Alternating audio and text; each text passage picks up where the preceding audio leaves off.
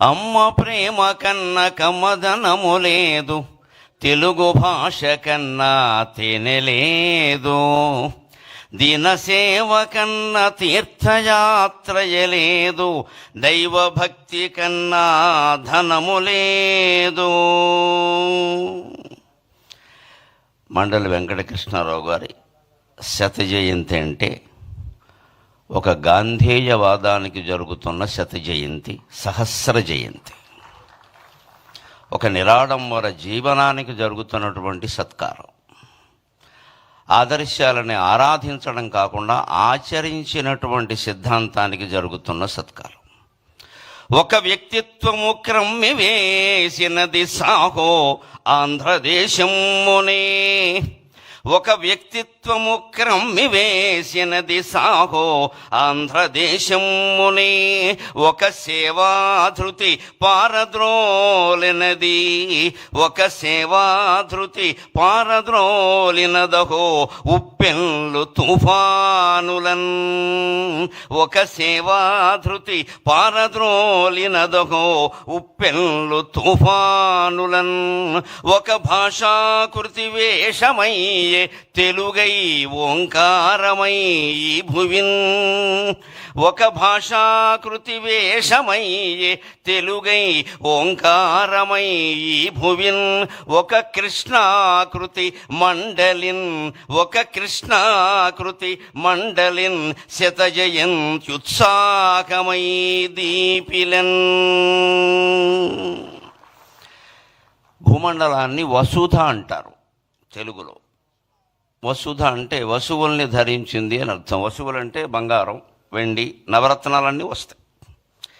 ఈ వసుధలో చాలా ముఖ్యమైన అక్షరం ఇది. వా తీసేసినా సుధా ఉంటుంది, నష్టం లేదు. ధా తీసేసినా వసు ఉంటుంది, బంగారం అని అర్థం, నష్టం లేదు. కానీ వసుధలో ఏం తీయకూడదు అంటే సు అనేది తీయకూడదు. వసుధలో సు తీస్తే వధ మిగులుతుంది. అస్సు అంటే మంచి, ఆ మంచితనం మూర్తీభవించిన సు అనేటువంటి వర్ణము సువర్ణమే మండలి వెంకటకృష్ణారావు గారు. అవనిలో ఉండే మంచితనం అంతా గడ్డ కట్టి ఆయన అవనిగడ్డలో పుట్టాడు. ఆ అవనిగడ్డకి తుఫాను వచ్చినప్పుడు, సునామీ వచ్చినప్పుడు, ఉప్పెన్లు కమ్మేసినప్పుడు పంచె పైకి అడ్డం కట్టి లేచి రైతులందరినీ పిలిచి శవాలు సైతం మోసి అనాథలకి అన్నం పెట్టి ఆదరించి తాను ఒక శాసనసభ్యుడిగా తనని అంతకుముందే ఏకగ్రీవంగా ఎన్నుకున్నటువంటి ప్రజలకి ఒక ఎమ్మెల్యే ఎంత చేయగలడో అంతకు 10 రెట్లు చేసినటువంటి మహానుభావుడే. అటువంటి వాళ్ళు ఉన్నటువంటి సీమ, వాళ్ళ పేరు తలుచుకున్న చోట మళ్ళీ అటువంటి దుర్భిక్షం రాదు. ఇప్పుడు శత జయంతి వేడుకలు జరుపుకోవడంలో మన ఆశ ఏమిటి అంటే ఆ మహానుభావుని ఆశీస్సుల వల్ల మళ్ళీ ఆంధ్రప్రదేశ్ రాష్ట్రంలో ఎటువంటి దుర్భిక్షము రాకుండా సుభిక్షంగా వర్ధిల్లుతుంది, అందులో సందేహమే లేదు. అయినా సుభిక్షంగా వర్ధిల్లింపజేసేటువంటి అద్భుతమైన నాయకత్వం మనకి ఏడాది క్రితం లభించింది. మనం అదృష్టవంతులం. నిజంగానే నాకు పద్మశ్రీ రాగానే అప్పుడు ప్రభుత్వాన్ని గురించి నేను మాట్లాడాను, కానీ మొట్టమొదట ఫోన్ చేసిన 10 మందిలో నారా చంద్రబాబు నాయుడు గారు ఉన్నారు. వెంటనే అప్పుడు ఆయన ప్రతిపక్ష నాయకుడు. వెంటనే ఫోన్ చేసి నరసింహారావు గారు చాలా సంతోషం, మీరు పద్మశ్రీ పొందారు, మాకు ఆనందంగా ఉంది అని చెప్పారు. వెంటనే అంతటి సహృదయం, కళలని సాహిత్యాలని పోషించేటువంటి నాయకుడు దొరకడం ఆంధ్రప్రదేశ్ చేసుకున్నటువంటి అదృష్టం. ఇంకొక మాట, కృష్ణారావు గారు లాంటి వ్యక్తులు కేవలం ఆశయాలని ఆరాధించలేదు, ఆచరించారు. గాంధేయవాదులవని చెప్పుకోవడం అంటే గాంధీ గారి కర్ర మా ఇంట్లో పెట్టి వెళ్ళారు, గాంధీ గారి చెప్పులు మా ఇంట్లోనే విడిచారు, గాంధీ గారి కళ్ళజోడు నేనే తుడిచా అని చెప్పుకోవడం కాదు. గాంధేయవాదాన్ని ఆచరించడమే నిజమైనటువంటి ఆరాధన. ఊరికే పూజలు పురస్కారాలు కాదు, దాన్ని ఆచరించామా లేదా, అనుసరించామా లేదా. స్వాతంత్ర సమర యోధుడికి కేటాయించినటువంటి హౌసింగ్ బోర్డు వాళ్ళ ఇల్లు కూడా ఆయన తిరస్కరించి నాకు ప్రభుత్వం ఎమ్మెల్యేగా క్వార్టర్ ఇచ్చింది, అది చాలు అన్నాడు.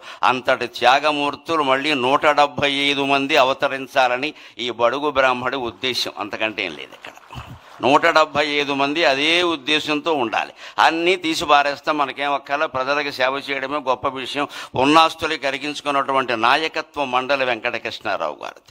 ఇది ఎక్కడి నుంచి వచ్చింది అంటే మన సంస్కృతి అటువంటిది. న కర్మణ న ధనేన అంటారు, న కర్మణ న ప్రజయా న ధనేన త్యాగేనైకే అమృతత్వమానసు.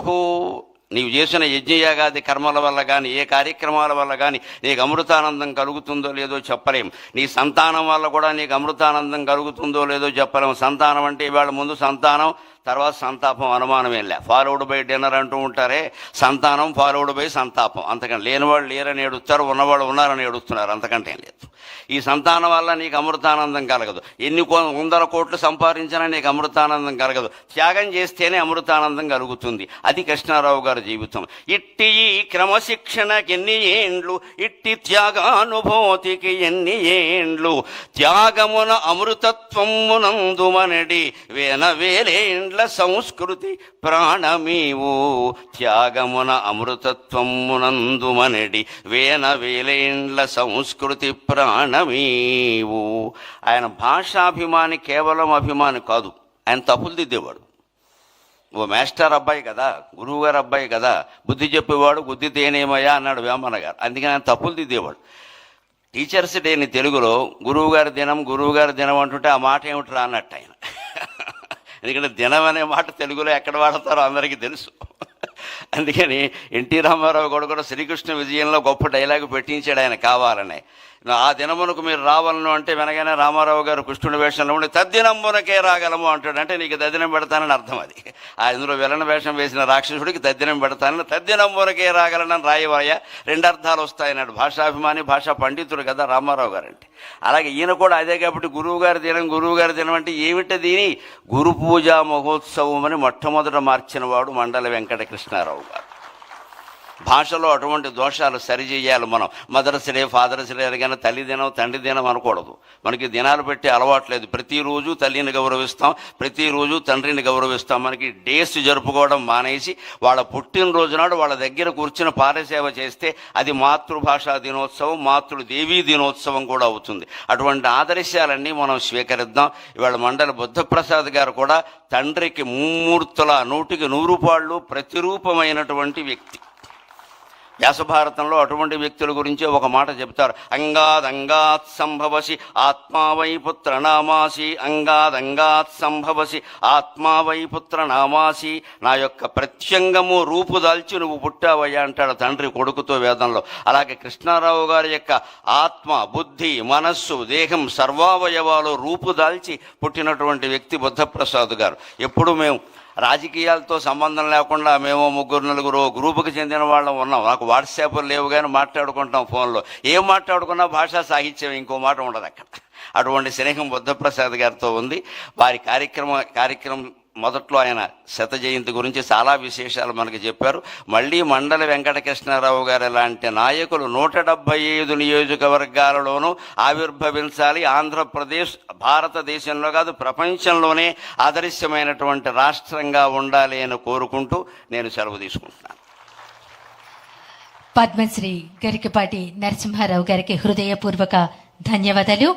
ఆధ్యాత్మిక ధ్యాన సాధకులు, విశ్వ ప్రేమకు తన జీవితాన్ని అంకితం చేసిన విశ్వయోగి విశ్వంజీ మహారాజ్ గారు.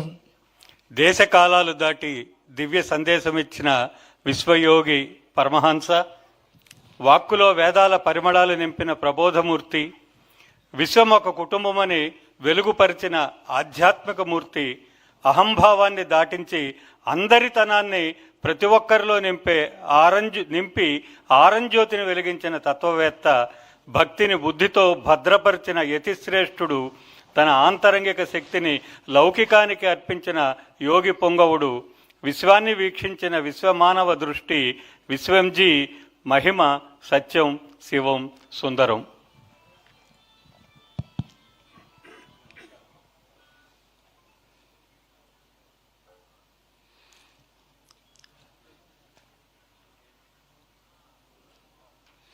వక్రతుండ మహాకాయ కోటి సూర్య సమప్రభ నిర్విఘ్నం కురు మే దేవ సర్వకార్యేషు సర్వదా. ఓం గం గణపతయే నమః. ఓం గం శ్రీం లక్ష్మీ గణపతయే నమః. గురుమధ్యే స్థితం విశ్వం, విశ్వమధ్యే స్థితో గురుః, గురుర్విశ్వం న చాన్యోస్తి, తస్మై శ్రీ గురవే నమః. తస్మై శ్రీ గురవే నమః.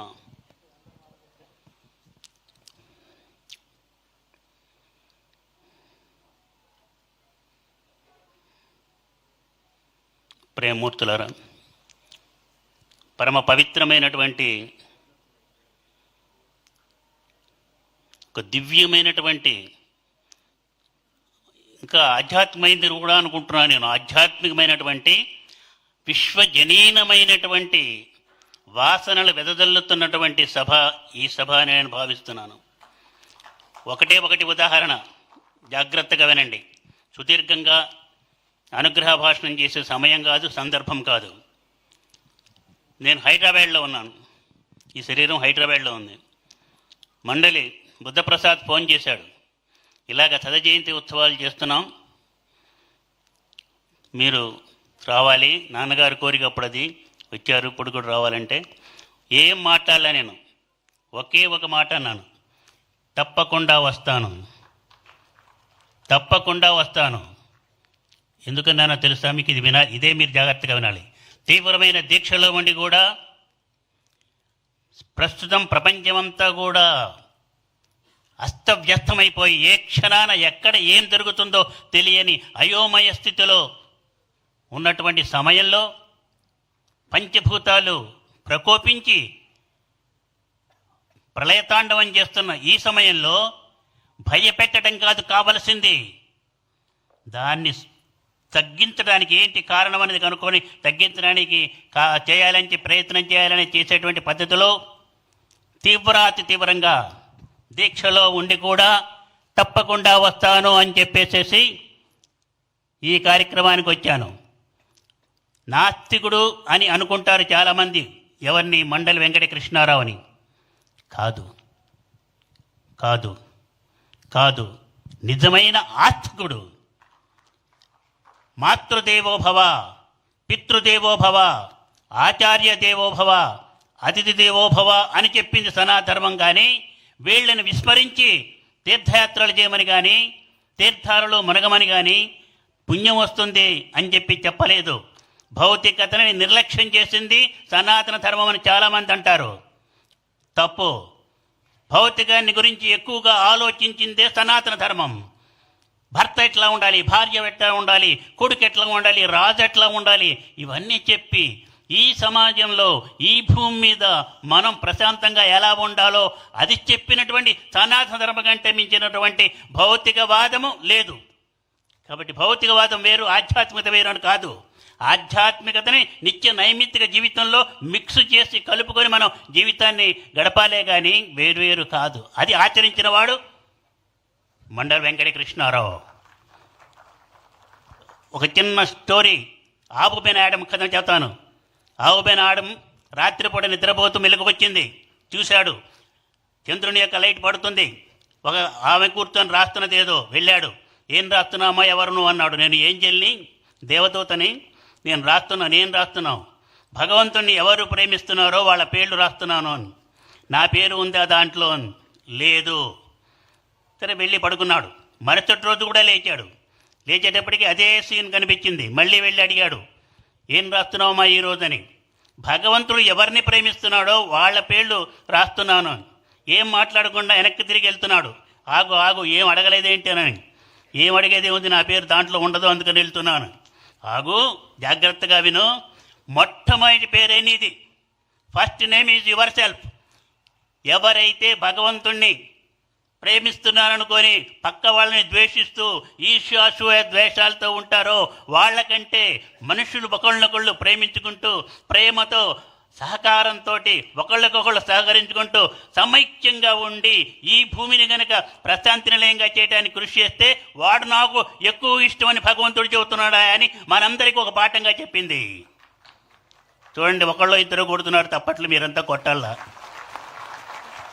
కాబట్టి ఐక్యత ముఖ్యం, సమైక్యత ముఖ్యమని శాసించినటువంటి వాడు శాసించాడు. ఆచరించడం కూడా కాదు, శాసించాడు, ఆచరించమని చెప్పాడు. నేను చెప్పాను ఇందాక చంద్రబాబు నాయుడు చెబుతూ కూడా నేను చెప్పాను, పాట వినిపిస్తానా నీకోసమేనని.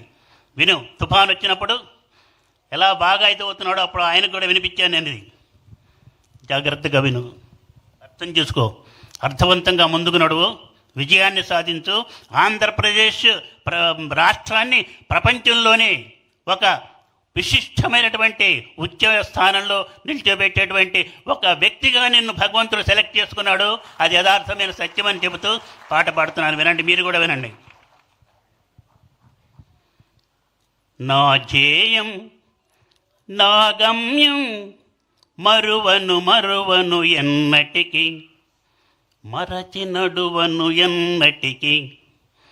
నా ధ్యేయం నా గమ్యం మరువను మరువను ఎన్నటికి, మరచి నడువను ఎన్నటికి.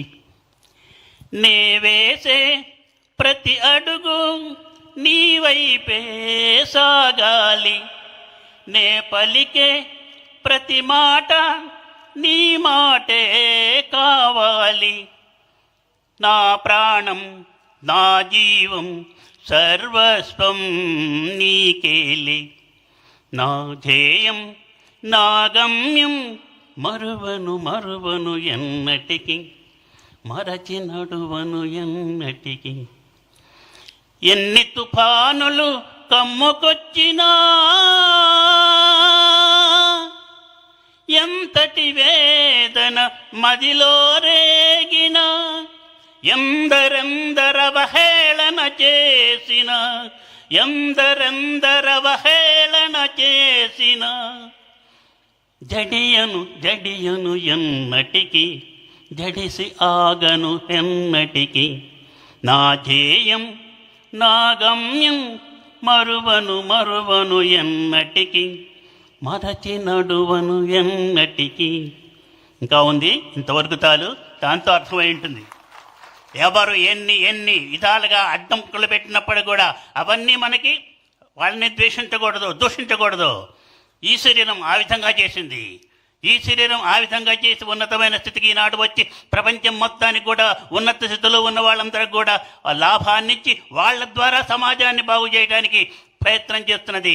సనాతన ధర్మంలో దత్తాత్రేయ సాంప్రదాయంలో ఏమీ చేయనట్టు కనిపిస్తూ అందరికి ఎన్నుకున్న వ్యక్తులకి శక్తిని ప్రసరింపజేసి శక్తివంతం చేసి ఆ వ్యక్తుల ద్వారా సమాజాన్ని తీర్చిదిద్ది సత్యశ్యామలంగా ప్రశాంతనీయంగా ప్రపంచం మొత్తం మారితీరుతుంది. ఎటువంటి క్వశ్చన్ లేదు. ప్రపంచం అంతం కాదు. మేధావులారా, స్వామీజీలకు కూడా నమస్కారం చేసి చెబుతున్నాను, భయపెట్టకండి. అంతం కాదు, కలియుగాంతం కాదు, ప్రపంచం నాశనం కాదు, భూమి నాశనం కాదు. కలియుగే ప్రథమ పాదే అన్నాడు. ఇది ప్రథమ పాదే, ఇంకా 3 పాదాలు ఉన్నాయి. వాళ్ళని ఎందుకు ఈ విధంగా అవుతుందంటే మనమే కారణం. మన చేతి మీద మనమే చేపెట్టుకుంటున్నాం. మనమే పంచభూతాల్లో జోక్యం చేసుకొని, ప్రకృతిలో జోక్యం చేసుకొని ప్రకృతిని నాశనం చేస్తున్నాం. కాబట్టి ప్రకృతి విరుద్ధంగా వచ్చి ప్రకృతి కాస్త వికృతి అయిపోయి వికృతి అయిన మహా ప్రార్థించాల్సిన గతి పట్టింది. అమ్మవారంటే భగవతుని అంటే వేరే కాదు. ఎన్నో ఉపన్యాసాలు చెప్పేటువంటి ఉపన్యాస కేసరులు కూడా చెబుతున్నారు. ఏమని చెబుతున్నారు? ప్రకృతి భగవతము, భగవత్ స్వరూపం ప్రకృతి.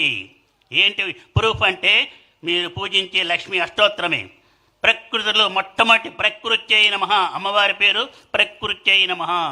మీరు కనుక ప్రకృతిని పాడు చేస్తే అది కాస్త వికృతి అయిపోతుంది. అప్పుడు కూడా దాన్ని మనం ఇది చేయకూడదు. వికృత్యై నమః. హుద్ వస్తే భయపడలా, పోయి అక్కడ కూర్చొని తనతో పాటు అందరినీ తీసుకెళ్ళి అది మళ్ళీ బాగా చేసినంత తర్వాత కానీ వెనక్కి రాలేదు. అలాంటి వ్యక్తులు కనుక ఉన్నట్లయితే అలా ఫాలో అయ్యేటువంటి వాళ్ళంతా మంచిగా ఉంటారు, సమాజం బాగుపడుతుందని చెబుతూ మీరు ఏమి సంకోచం చెందవలసిన అవసరం లేదు. ఇదే నేను కృష్ణానది ఒడ్డున రాత్రిపూట చంద్రబాబు నాయుడు పక్కన ఉండి కూడా చెప్పాను నేను ఇది. తర్వాత చాలామంది నన్ను అమెరికాలో అడిగారు, మీరు ఆ రోజు చెప్పారు అద్భుతమైన నగరం ఏర్పడుతుంది, అద్భుతంగా అభివృద్ధి చెందుతుంది ఆంధ్రప్రదేశ్ అన్నారు, ఇట్లా అయిందేంటని. ఆగండి, వెయిట్ అండ్ సీ అన్నాను, కానీ ఏమీ చెప్పలేదు. మీ యొక్క అందరికీ ప్రతి ఒక్కరికి కూడా అందరిని కలుపుదాం, కలపాలి కలపాలి కలపాలి కలపాలి. సమైక్యత అనేటువంటిదే విశ్వయోగి విశ్వంజీ యొక్క లక్ష్యం, ధ్యేయం. Unity is our strength, humanity is our life అన్నది విశ్వమంత్రం యొక్క మోటో, నినాదం. దేహమే దేవాలయం, హృదయమే దైవపీఠం అన్నది రెండో నినాదం.